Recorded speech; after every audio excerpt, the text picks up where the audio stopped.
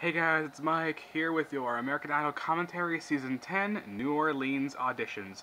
We first start off with Jordan Dorsey, who did Somewhere Over the Rainbow, but he changed up a bit. He made it a little more upbeat, a little more up-tempo.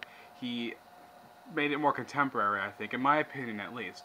And I mean, it was great. I liked it, but I don't know if his voice is going to be strong enough for the competition. I don't know, but I liked what he did. Sarah Sellers, um, I don't know what if, maybe it was just from where I was watching it from, but I thought her voice was a little bit shaky. I don't know if I'm confusing shakiness with vibrato, but to me it seemed a little bit shaky to me, her performance. Um, Giovanni Barreto sang something in Spanish that I will not try and pronounce because I have no idea what he said, because he said it kind of fast. And he has a good voice, but I think I would have liked it more if he actually sang something in English. You know, since the term American Idol, he seems to sing something that pretty much almost anybody can identify with. I mean, the show is done in English. It should be sung in English. Songs should be sung in English. I mean, I don't know. Maybe that's me. This is the same guy, Giovanni Barreto is the same guy who pretty much took his shirt off to show his abs to J-Lo, because I guess it was some sort of bet where his friends bet him that he wouldn't take his shirt off in front of J-Lo, and he did. And then Steven Tyler and Randy got up and exposed their chests too. Odds are Barreto won the competition for the best body competition because, let's face it, I mean, he had the six-pack going on and everything. But Steve Tyler and Randy were just, doing the same thing, and J-Lo couldn't understand what was going on. I didn't really understand what was going on either. I sort of zoned out, like, what the hell am I watching? But, anyways, Jacqueline Dupree, not a very good singer, but she brought her dad. She brought her dad, who was the coach of Randy back in high school, I guess. But, yeah. So, I think she got through only because of her father. I don't know. That's just me. I mean, I think she was okay, but she wasn't She wasn't really all that good.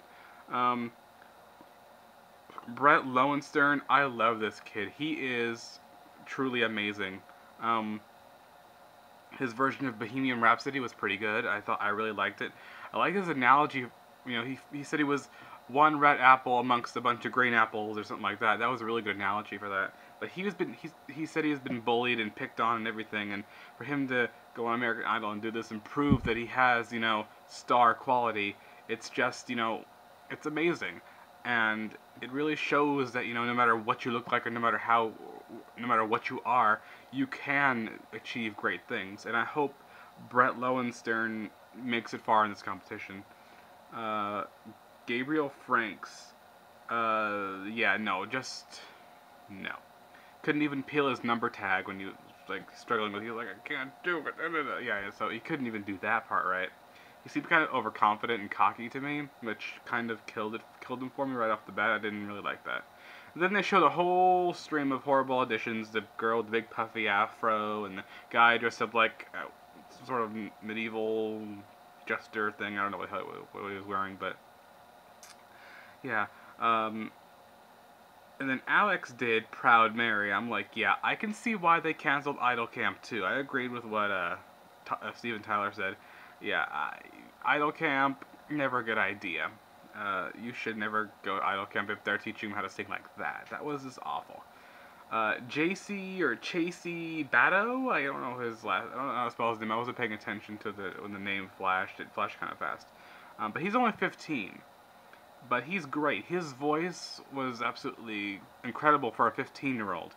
My only concern is when he reaches puberty, his voice is going to change, well, he's 15. I'm assuming he's already been through puberty. But as he gets older, his voice might change, and that's what concerned me was, his voice still sounds really young. Then there was Paris Tassin, and she sang one of my favorite Carrie Underwood songs, Temporary Home.